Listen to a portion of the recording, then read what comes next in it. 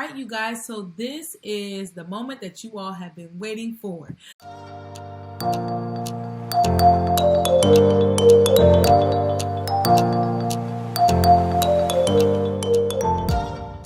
Well, hello, school counselors and school counselors to be. Thank you guys so much for coming to my channel, The Inspiring School Counselor. And today I'm going to be showing you guys what I use, or different methods that I use to track my use of time. So I am looking forward to getting into this with you guys. If you have not subscribed, make sure you subscribe, and also make sure you hit that notification bell so that you can be notified every time I upload a video. All right, you guys, let's get into it. So I know I have shared with you guys this in times past, but I would just want to talk to you guys just minutely on the reasons why it is important for you as a school counselor to track your time.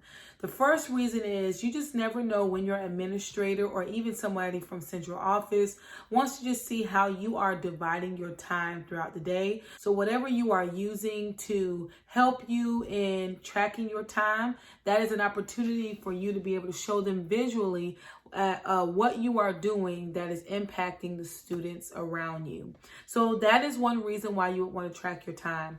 Another reason why you might want to track your time, because you never know when someone is just questioning your position and what you do. And so when you're able to show them visually how you are impacting the school as a whole, that is just something that speaks volumes. And when it comes down to data, you guys, like I said before, data does not lie. So when you're able to show them numbers and how that is truly just making a difference in students' lives, they are forced to see how you are truly making a difference in your school environment. Another reason why you would want to track your time as a school counselor is, for one, to show your principal.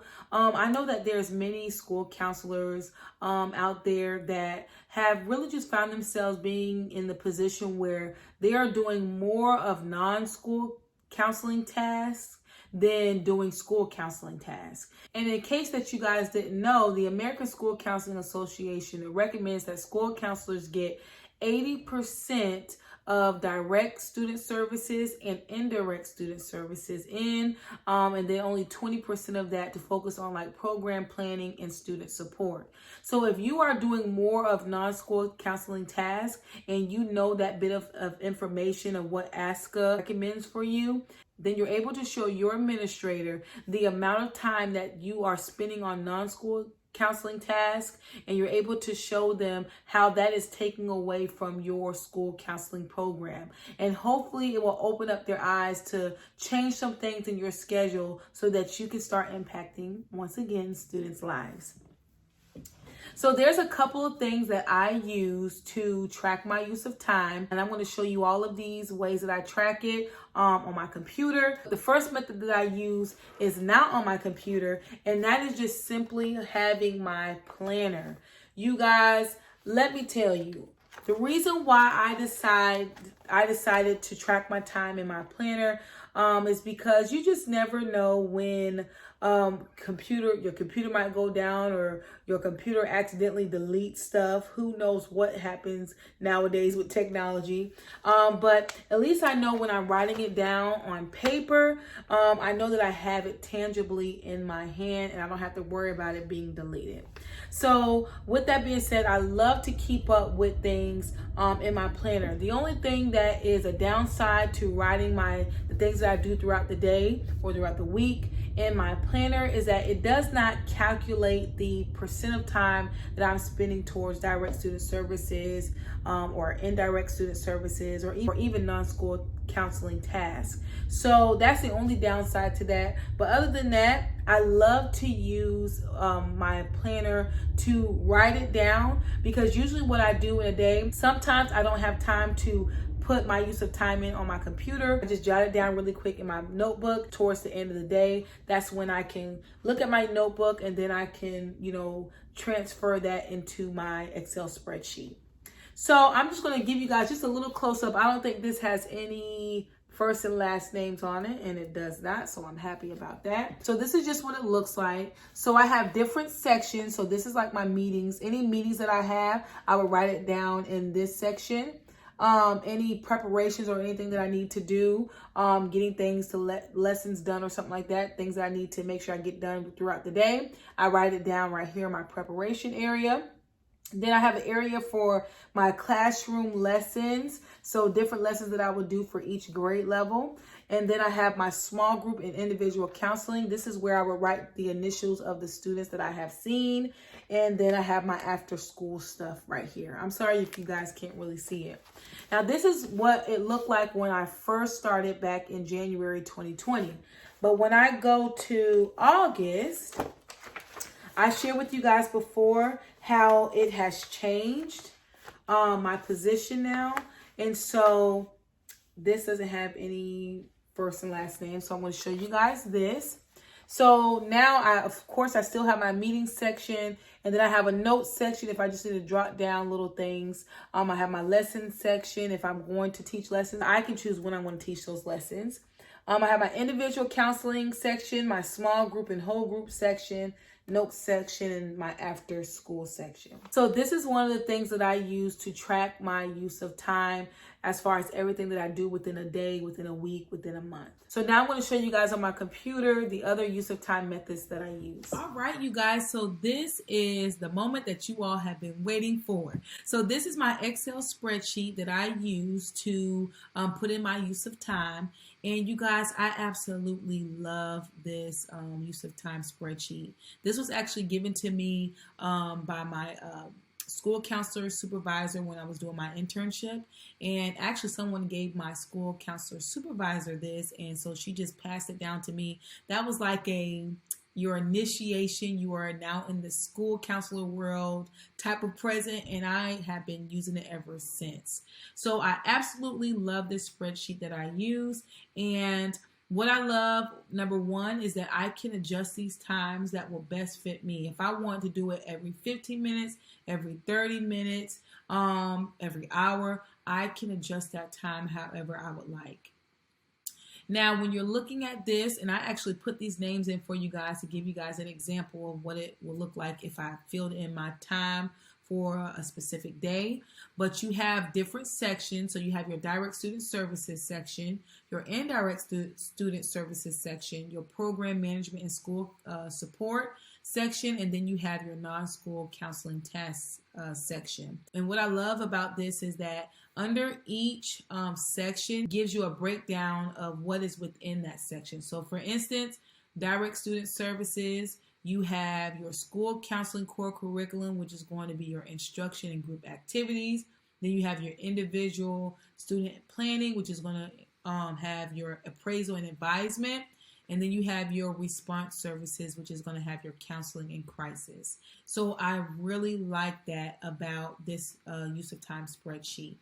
Another thing that I want to point out is that whatever I put in these little boxes, it is going to give me, it's going to calculate for me a percentage of time that I have spent in direct student services, indirect student services, program management and school support, and non-school counseling tasks. So I absolutely love this. So just by playing around on here, it was able to calculate for me that I spent 33% of my day in direct student services, in 17% of my day in program in direct student services. So if you taught a lesson on manners, you can put that under instruction and the time that you did that. If you've seen a student, you did some individual counseling, you're able to put that in there. Let's say you did a small group and it may have been on anger, and let's say you did it between 10:30 and 10:55, you're able to put that in there. And then I'm able to put my fair share responsibilities like my bus duty, my car duty,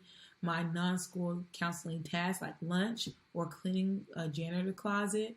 So, which I don't do that. I just want to give that for an example, but you can put like a lot of different things in here, and you can make it as lengthy as you want it to be in these little squares, or even as short as you want. So, and that will not affect at all your use of time or anything like that.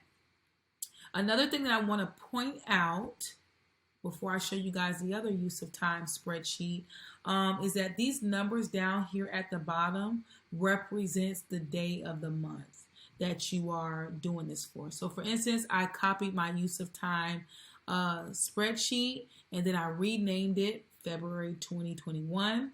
And then after that, I just find the day that I need. So for instance, I think February 1st started on a Monday. So what did I do February 1st? I made sure that that's when I start putting in all my use of time that I did that day. Like this is the 27th, which is a Saturday. So obviously I wasn't in school, but this is an example. But let's just say the 27th fell on a Friday. I would go in and I will put all this information in. Another thing that I like about this Excel spreadsheet is that I can go, if I can find it. Here we go. Right here, if I scroll over, it gives me, it says total. This will give me a total of my counselor time analysis within a month. You guys, I love that this does this. So instead of just focusing on that day, I can just find it for that month and what that would look like. So I absolutely love that part about the spreadsheet. So yeah, you guys, this is what I use. I'm going to show you guys another spreadsheet. Hey you guys, so I wanted to show you the numbers that I was talking about. The numbers that you see down here at the bottom, those are the numbers that represent the day of the month, whichever month that you titled the use of time spreadsheet. So I just wanted to take out the time so that I can actually show you guys, because I didn't know if you could see it the other way.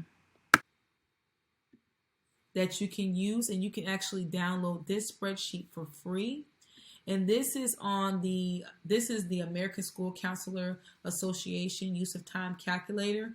And what I love about them is that they're not going to leave you hanging, okay? So they're going to give you directions, as you guys can see right here. And it's very important that you pay attention to those directions so that you know how to operate this whole use of time calculator. And not only that, y'all, but they are going to hook you up with a sample. So this is a sample that they give you once you download it, and so it can give you a visual of what it's going to look like. So the setup is a little bit different from mine, but for the most part it's the same. So you have your time, and you can adjust that in here as well. Then you have your activity or task. So you can go in this section and you can put whatever it is that you have done that day. So like putting in data collection, your lessons that you've done, lunch duty. And then you have your different sections. You have your direct student services section. You have your indirect student services section, your program defining, managing, and assessing section, and your non-school counseling task. So looking at this, I haven't had a chance to really play around with this like I want to, but for the most part, just looking at it, looks like whatever you put right here. So for instance, this was a parent conference, and so you would find the section that would belong, which would be under indirect student services, and you would put an X right here, and you have to put an X in these boxes. That's what the direction says. Let's look at like for data collection. You have, for data collection, you just find whatever section it belongs to, defining, managing, assessing, and activities, and you put an X right there. And then you can go down the line. So I love that it gives you an example. So after that, then you can start going in, you can fix this to where you want it to be, and then you can start using it. So I really like this. This is pretty cool too. And this also calculates it for you as well. So if you guys do want this, I'm going to show you where you can go and get this for free. All right, so I am just going to type in, which I ask a national model templates, as you guys can see. And it depends on what search engine that you use, but if you use Google, it should be the first one, so you can click on that, templates and resources. And where it says ready to get started, download the Ask a National Model template. So once you click that, then it should go to your downloads, and here you go. So guys, this is all the templates that they give you. Now your use of time calculator is right here. But look at all this other stuff that they give you. Your annual calendar, annual student outcome goal plan, lesson plan template, just a whole bunch of good things that you can use as a counselor. So you guys need to go and download that if you haven't already. But that's your use of time. All right, you guys, so this is another way that you can keep track of your use of time. This is actually my current schedule. I'm trying to make this big for you guys. Here we go. This is my schedule. This is something that I put together. And you could put something like this on your front door so that whoever comes by that's looking for you and want to know like when is a good time to come and talk to you, they're able to see a glance at what your schedule is going to look at like that day. Also, let's just say that you need to give a copy of the things that you do throughout the day to your administrator. Giving them something like this will work just fine because they're able to immediately just see how you are breaking up your time throughout the day and the different things that you are doing.